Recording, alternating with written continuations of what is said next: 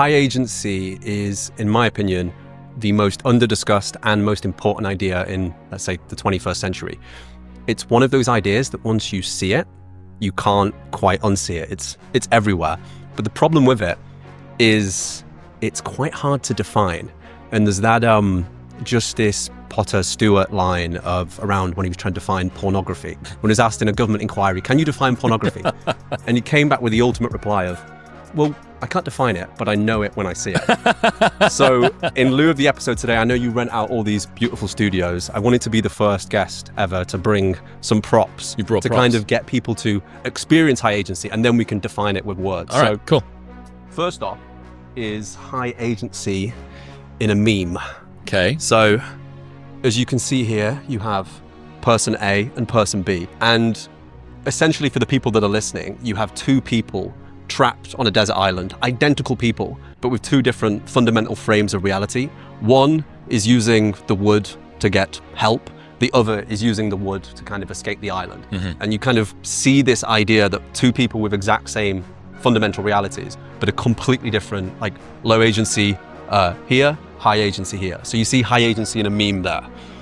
Then, and this one was quite difficult to get printed in London without people, is high agency high agency in a moment. So again, for the people listening, you have a series of Nazis saluting to Hitler in 1936, and you have this guy in red here who's believed, there's debate who it is, but he's believed to be a guy called August Landmasser. And what I love about his story was he originally, like most people have this idea that when Nazi Germany comes around, that they're going to be the one that puts Anne Frank in their house and stands up. But realistically, we're way more likely to be these individuals here. And according to the story, August was part of the Nazi party, kind of went along with the LARP because it kind of made sense, fell in love with a Jewish woman and very much, began to hit an agency test with reality. And you see all these Nazis saluting at once, and he's the one guy with his arms crossed. He ends up getting punished for marrying a German woman, ends up in a concentration camp. She dies in the concentration camp. But there's just that beauty of every single person saluting as a Nazi, and him there with his arms crossed just beautifully signifies high agency in a moment. Mm-hmm. Next thing I would like to run through is we have two videos. Mm-hmm. So one, which is high agency in a video, and another, which is low agency in a video. Okay, so this is Sasquatch Music Festival 2009, Guy Starts Dance Party. So for the people listening at home, there's this absolute nut job on a hill, dancing like a madman, and the whole crowd is looking at him like he's lost his mind. One guy's joined. One guy's joined. He starts dancing with him. Yes. And slowly but surely, people begin to join the dance party more and more throughout the video. But before you know it, you begin to see the whole crowd who go 15 from people now judging him to joining. Oh my God. 2 minutes in, it's 150 people. Yeah. And then toward the end, there's no one sat down. There's only a few people sat down. So yeah, that's high agency in a video. And just to contrast this now, the next video in terms of getting people to actually experience it is low agency in a video from Darren Brown. But they were actually taking part in a compliance test. The three people on the left are actors. They've been briefed to stand or sit when they hear this. Everyone else that's brought in is a genuine shortlisted applicant. They've been given no instructions other than to fill out their forms. My team and I were secretly watching from another room.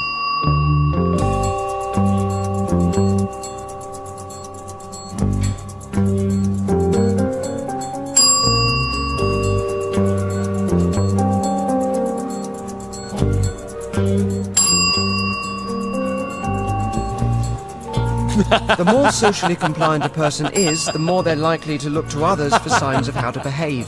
This is going to be your spot. And the more people, the greater the pressure to join in. In this case, whether to stand or sit.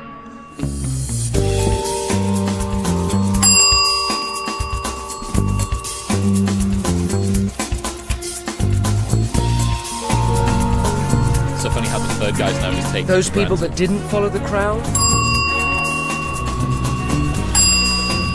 Oh, she just cracked on. I think we have to lose Amy, sadly. Oh, so this was a test of compliance. Wow. Once we had a full house, Very cool. Before you know it, we got rid of the actors, before you know it, they remove the actors, and you just have 10 people standing leaving up us with a and room down full of to the compliant sound people of a bell. standing up. Unreal. And I love that And video sitting because down. it perfectly encapsulates low agency, where, and it's so easy to fall into it, of just looking around at other people, assuming that they know best, and then realizing that all the other people were just looking around at other people, and it's this giant game of Emperor's New Clothes, and then you die and you realize it was one giant LARP, live action role play the entire time. Yeah, and I suppose that mimetic sense has got implications that you can be the first mover, both to start something which snowballs down or to stop something which is snowballing right now.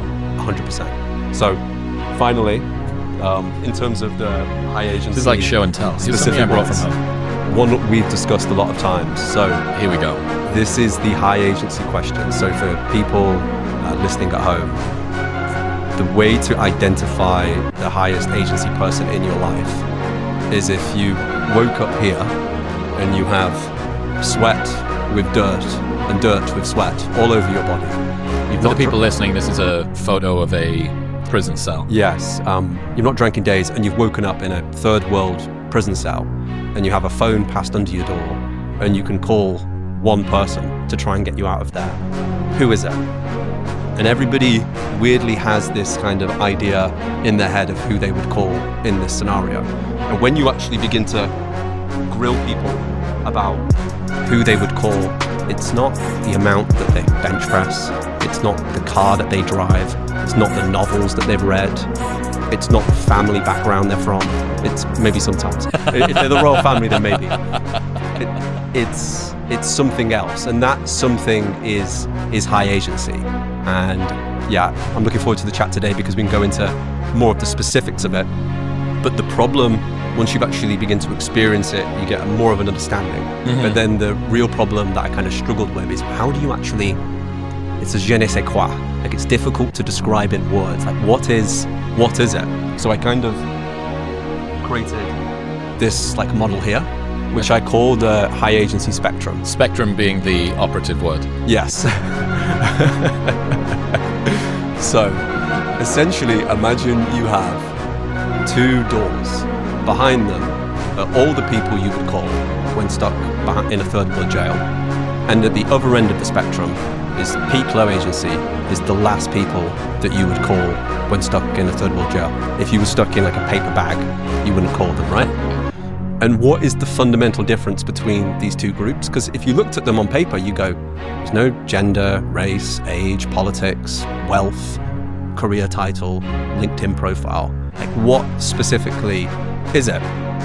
And I was stuck on this idea for years, like trying to chip away, and essentially kind of came to the conclusion of like, this is actually the most simple way of defining high agency. Is,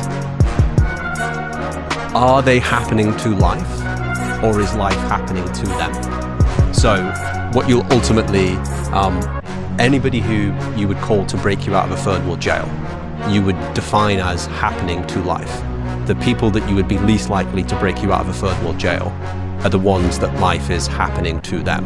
And then once you begin to see that spectrum, it's such a more simple, like Occam's razor of really understanding high agency. And fundamentally, this isn't, it can be like a nice, okay, this is a cool like self-help concept, but actually agency is bigger than that. Out of the 6 to 7 million species on Earth, human beings are the only ones capable of agency. In the known universe of what we know, and by the way, we only know this via agency, we are the only thing that we know of capable of agency. Even today, like, we are sat in a studio in London, and I was listening to David Deutsch explain this concept of, we're in London today, and it's only thanks to agency, because it's December right now in London, that me and you aren't dead within 2 to 3 hours. Because it's the clothes that we wear, human agency, it's the heating here, Like, the UK itself is a product of agency, of human agency, because without clothing, which we kind of born into and assume has always been a thing, but no, it was the result of human agency. Without heating, another thing that we just take completely for granted, the UK would not be possible. So he argues that this idea that we're going to go to Mars and terraform it and shape it, that it's actually a livable habitat, the UK is already that. Mm-hmm. Nobody should feasibly live here, but it's just human agency. It's agency all the way down. All the way down. And that's why once you see it, you can't fundamentally unsee it, because it's not the only thing that makes human beings unique, but we are the only species that is fundamentally capable of happening to life.